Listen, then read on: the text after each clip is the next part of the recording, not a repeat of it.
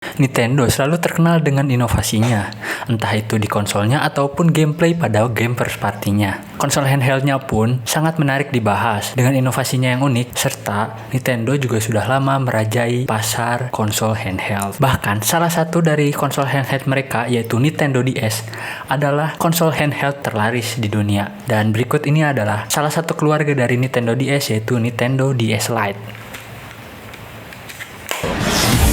AM to the PM, PM to the AM. If I quit your PM, I still rock Mercedes home. If I quit this season, I still be the greatest.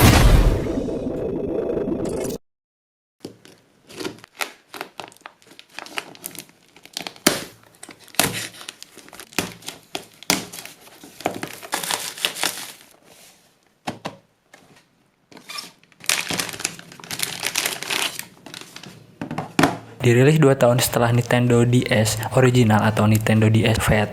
Nintendo DS Lite ini adalah salah satu keluarga dari Nintendo DS. Keempat itu adalah NDS original atau NDS Fat, NDS Lite, DSi, dan juga DSi XL. Nintendo DS Lite ini dirilis tahun 2006. Dan saya beli ini tuh tahun ini yaitu 2022 di Kazoku Game dengan harga 470-an ribu. Sebenarnya ini agak cukup mahal sih karena beberapa waktu lalu saya pernah lihat sempat harganya itu nyentuh di 250 ribuan aja. Mungkin karena stoknya juga makin dikit, harganya juga mulai naik. Untuk kualitas barang yang saya dapat cukup bagus sih.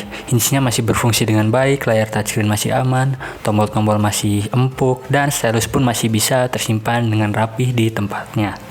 Desain dari DS Lite ini lebih ramping dari NDS Fat. Di bagian depan terdapat 3,5 mm jack, slider volume, dan slot game untuk game-game dari Game Boy Advance. Yap, kalian benar. Pada masa itu NDS sudah mengusung fitur backward compatibility dengan menyediakan slot dari cartridge Game Boy Advance. Di bagian samping kanan terdapat slider untuk power dan tempat untuk menyimpan stylus. Dan bentuk stylusnya kayak gini nih.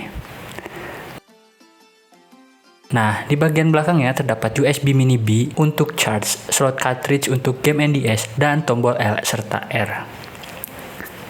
Saya beli NDS Lite ini sudah di CFW menggunakan R4, sehingga bisa dipakai micro SD merek apapun dan bisa isi game dengan bebas.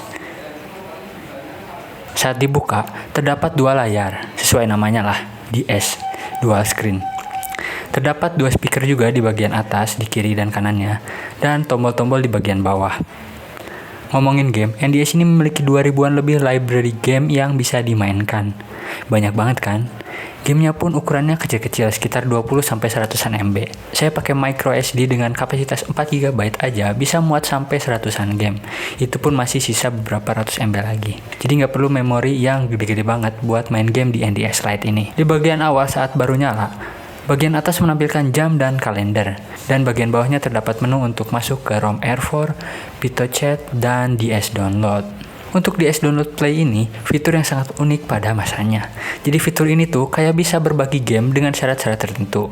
Jadi kalian bisa main lokal multiplayer bareng teman yang punya NDS, walaupun cuma punya 1 cartridge. Unik banget kan fitur ini? Kalau misal kalian mau pakai sekarang pun, fitur ini masih bisa digunakan di konsol keluarga NDS kayak Nintendo 3DS. Jadi misal kalian punya 2 konsol, yang satu NDS Lite, yang satu lagi 3DS. Nah, kalian tetap bisa main lokal multiplayer. Tapi syaratnya cuma bisa mainin game-game NDS ya. Karena NDS-nya nggak bisa mainin game 3DS, walaupun 3DS-nya bisa mainin game NDS. Balik lagi ke layar. Ada 3 icon kecil di bagian bawah. Di bagian kiri adalah untuk merubah brightness layar yang terdapat 4 mode di dalamnya. Yang tengah adalah untuk masuk ke menu setting dari NDS. Dan bagian kanannya itu terdapat icon untuk menyetel alarm. Seperti yang dibilang di awal tadi, NDS adalah konsol handheld terlaris sepanjang masa. Namun, pada masa itu, di daerah saya lebih mengenal PSP. Karena pada masa itu, di daerah saya, kebanyakan itu lebih sering ngomongin PlayStation daripada Nintendo. Kalau di daerah kalian gimana? Terdengar nggak sih NDS ini? Tapi, saking larisnya, pada masa itu, ada beberapa game dari konsol lain yang dibuatkan ulang khusus untuk NDS. Kayak Need for Speed Underground 2, Call of Duty 4, WAL-E, Flush, dan masih banyak lagi. Ya, jatuhnya kayak bukan porting gitu, kayak emang bikin lagi khusus buat NDS. NDS Lite ini hanya memiliki baterai berkapasitas 1000 mAh. Pas saya coba mainin secara non-stop, baterainya kuat dipakai sekitar 3-4 jaman. Oh iya, sebenarnya NDS Lite ini tuh masih dapat garansi dari tokonya sekitar 1 tahun.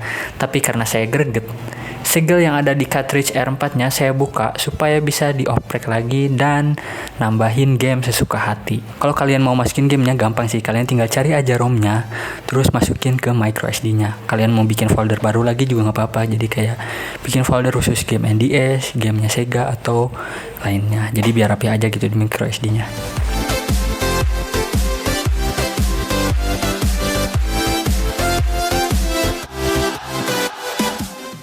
Dan keuntungan dari konsol CFW itu bisa mainin game konsol jadul lain kayak Sega. Kalian tinggal download aja emulator Sega untuk NDS. Baru udah itu tinggal masukin aja game dari Seganya.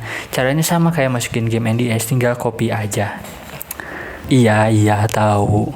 Kalian pasti mau bilang mending pakai emulator aja kan? Sebenarnya kalian pasti tahu juga alasannya. Yap, feel-nya beda banget. Dan coba sebutin HP yang bisa pakai dua layar, masih kehitung kan pakai jari. Jadi belum ada yang bisa gantiin main game langsung di NDS ini. Karena ya beda gitu, cara mainnya pun beda. Jadi kalau pakai emulator, feel-nya pun pasti beda. Dan ya cukup segitu aja kali ya video kali ini. Kalau kalian mau nanya atau ngasih info tambahan, ditulis aja di komentar ya. Jangan lupa like, comment, dan share. Jangan lupa juga subscribe. Tapi kalau nggak juga nggak apa-apa sih. AM to the PM, PM to the AM.